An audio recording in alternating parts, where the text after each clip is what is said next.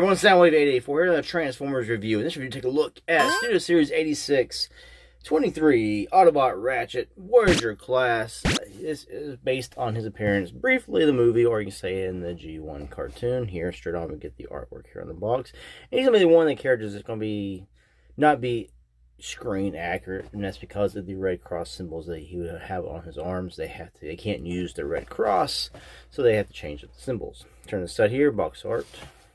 Here, big screen inspired Decepticon shuttle ambush. Yes, I'm pretty much expecting to eventually get a battle damaged Ratchet and Brawn 2-pack, just like we got the 2-pack with battle damaged Prowl and Ironhide. Turn to the side, more artwork here, front, top, bottom. Let's take a look at the figure. All right, bringing the figure in. If you have Ironhide, you know what you got with Ratchet, as they are the same mold. It's just different colors of plastic, and then got a new head sculpt. So you got different paint, different plastic, new head sculpt. And that's what you're going to be differences between your 86 Studio Series Ironhide and your 86 Studio Series Ratchet. Also, we do get the light bar for vehicle mode. Turn this all the way around. We'll just push him off right here and do a quick look with his animation model, so you can see the difference that between the arm cross. I also believe the animation, they put the Red Cross on his left shoulder. Here we have it on both shoulders. I do think some scenes might have had it on both in the cartoon, but of course the cartoon would fluctuate in scale and the appearance of certain characters based on animation studio, and also it's all hand drawn, so it's not like they have models that are just in a computer that they can animate. And next to Moldmate Ironhide, this is the Studio Series 86 Voyager Class Ironhide, the single one, not the 2-pack, because you notice no battle damage. Next to the buzzworthy Bumblebee animated Auto Trooper. And of course, this is based on the Siege Ironhide mold, which, you know, we do have a Siege Ratchet. And next to the Siege Ratchet, both are really nice versions of Ratchet. And you can definitely have your Cybertronian version with your 86 cartoon version, G1 version. And next to the buzzworthy Dying Ironhide, you can see they got different head sculpt from the original 86 Ironhide. And of course, you got the different chest piece molded here. Also, you drop all the clear plastic. So I figure eventually we're probably going to get this. No, it's not anything set in stone, but this guy here is going to appear like this.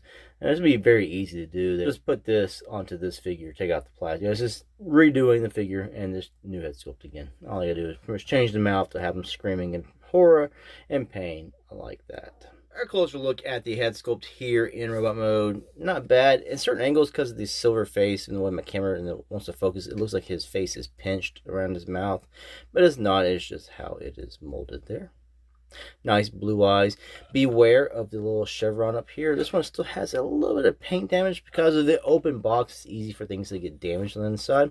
My second Ratchet has a paint missing up here on the top. A little bit of white paint flecks here on the translucent blue plastic, as this is white here is painted white. Down here, I still wish they would have separated these, and so instead of being one whole piece, it's each piece separate. Pretty much, he is exactly Ironhide. Everything is Ironhide, like I said, except for the colors and the head sculpt.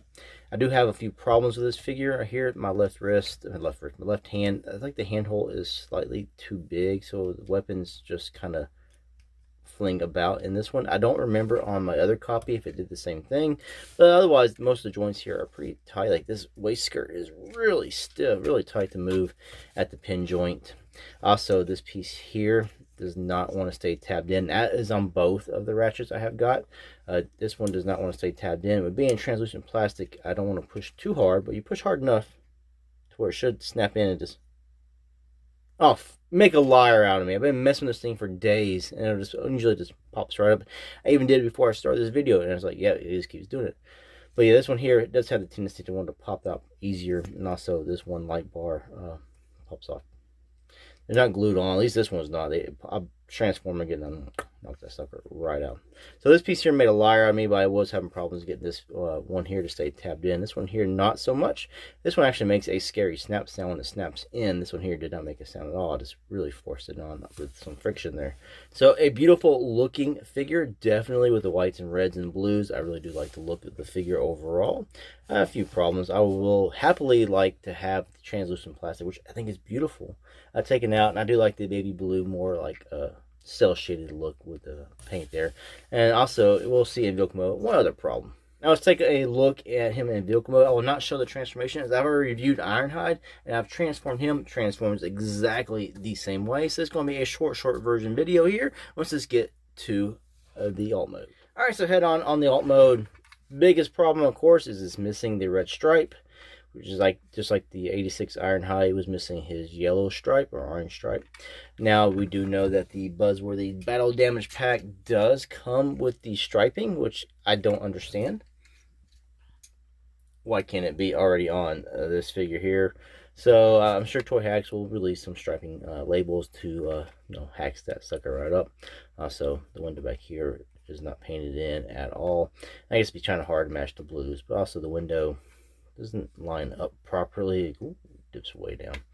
Weapons can store underneath here, and that forms these exhausts. Now, Ironhide, you actually can store the weapons up top, because where the light bar here, Ironhide had it molded for the light bar, but there's no light bar. And you also can store them the reverse way if you don't want them sticking out the back side.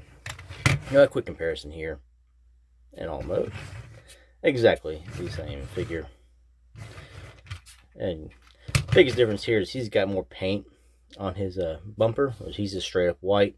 So in robot mode, you don't have to worry about scratching paint like you do on Ironhide, because that is on the bottom.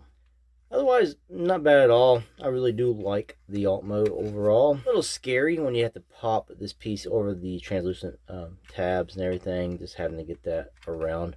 Really impressed with Ratchet. Very easy figure to do. Rolls perfectly fine.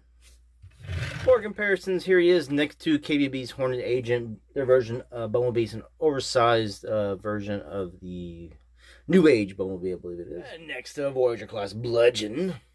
And how about Legacy Trash Master? I think that's his name, Trash Master. I really like this figure as well. I hadn't reviewed him yet. I did make a short about him, but I need to get to review of this guy, but he's really cool. And next to Studio Series 86 Commander Class Ultra Magnus, here we have Ratchet on top of the Ultimate Card Carrier, as Ratchet's hard to fit on the underside because of his light bar on top. Final thoughts here on Studio Series 86 Voyager Class Ratchet. It's a beautiful rendition of Ratchet. If I could be, a kid again and get this as my Ratchet, I would have been ecstatic. I mean, I had the Ratchet with no head, the sticker for her face, all that.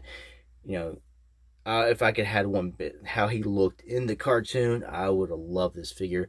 He's a little more complex than the Ratchet we had back then. But again, it's a very beautiful rendition of Ratchet. I'm finally glad we're getting some good renditions of Ironhide and Ratchet. Of course, we seem to get one like every other year. We get a new Ironhide and a new Ratchet. I wish Hasbro would slow down on doing the same like 20 characters over and over and over, especially from the G1 side.